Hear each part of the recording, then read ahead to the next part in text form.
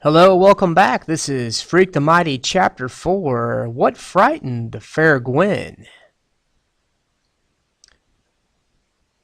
Freak's not in my room for 10 minutes before he sets me straight on the Fair Gwen. He's able to hump down the steps by himself, except it makes him sort of out of breath and you can hear him wheezing, or I guess you'd call it panting, like a dog does on a hot day.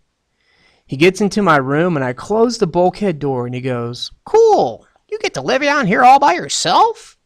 Well, I eat upstairs with Graham and Graham. Freak works himself up onto the foot of my bed, uses a pillow to make himself comfortable. It's pretty dim down here, the only daylight coming from the basement window, but it catches him just right and makes his eyes shine. "Graham must be your grandmother," he says. "Graham would, I suppose, be a sobriquet for your grandfather, based on his demeanor." I go, "Huh?" Freak grins and pushes back his yellow hair, and he goes, "Pardon my vocabulary. Sobriquet means nickname, and demeanor means expression. I merely postulated you call Grim because he's grim. Postulate means—" "I know," I say. Which is a lie, except I can guess what he means, figure it out that way. "So how come you call your mom the Fair Guinevere? Is that a nickname?" Freak is shaking his head, and I can see he's trying not to let on that he's laughing inside. "Guinevere," he finally says, catching his breath. "The Fair Guinevere from the legend of King Arthur. You know about King Arthur, right?" I shrug.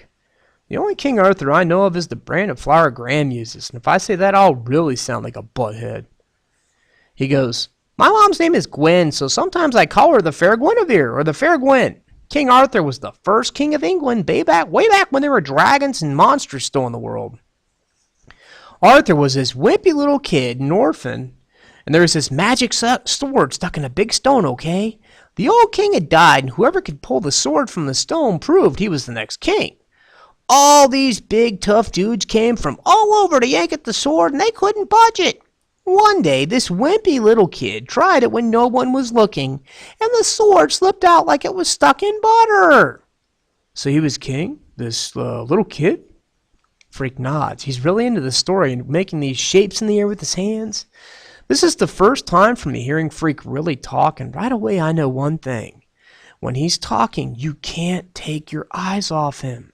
His hands are moving. It's like he's really seeing it, this story about an old king. "Arthur's magical sword is called Excalibur, and the Fair Guinevere is this pretty girl who becomes his queen. Fair in those days meant the same as beautiful does now. Anyhow, Arthur got bored just sitting around, so he invited all the knights of England to come in and live in the castle. They all ate separate at this round table, which is where they were called the Knights of the Round Table. Every now and then, Arthur would send them off on a special secret mission, which in the old days was called a quest. They had to slay dragons and monsters and evil knights. I assume you know what a knight wears into battle." I think so, but I like hearing Freak talk, so I go, "Better tell me." And that's when I find out why he's so interested in some clanky old knights. Because Freak really lights up and he goes, "Well, the knights were like the first human version of robots. They wore this metal armor to protect them and make them invincible.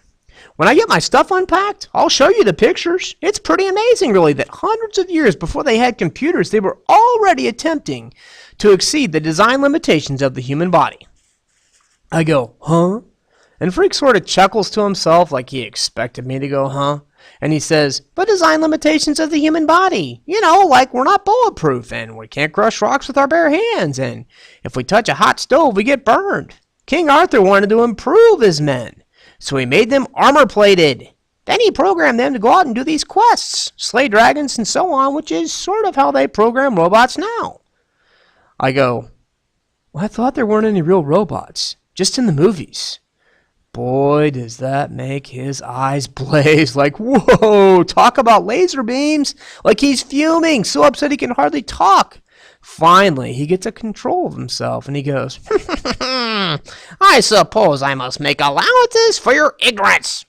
On the subject of robots, you're clearly misinformed. Robots are not just in the movies. Robotics, the science of designing and building functional robots, it's a huge industry. There are thousands of robots presently in use, millions of them. They don't look like the robots you see in the movies, of course, because they're designed according to function.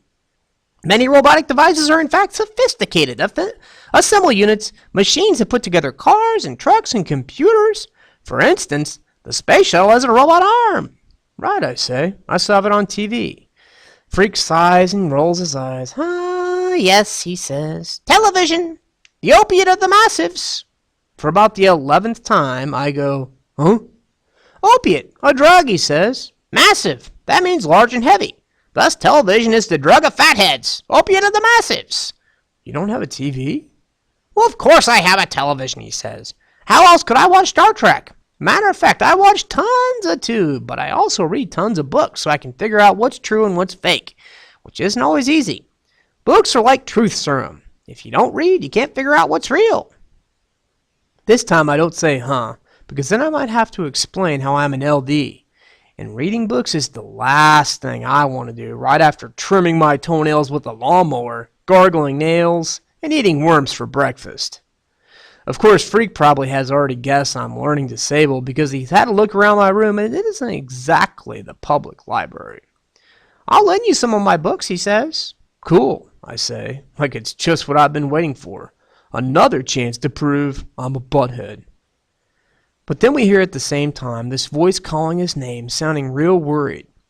Ah, the Fairgwen, he says. I gotta beam out of here. I go up and open the bulkhead door. And his mother's in the backyard, and she's looking at the little red wagon. She catches a sight of me coming up out of the down under, and it's like somebody shot her. Like she's scared out of her mind. Kevin, she says. I'm looking for a little boy. Freak is huffing and puffing as he humps himself up the steps. And the Fairgwen grabs Freak, puts him in the wagon, and I swear she almost runs home. Like if she doesn't get away quick, something really bad is going to happen. Freak is in the wagon, and he's trying to look back at me, trying to shrug his shoulders and let me know he doesn't understand what got into the Fairgwen. But I know. It's pretty simple, really. She's scared of me.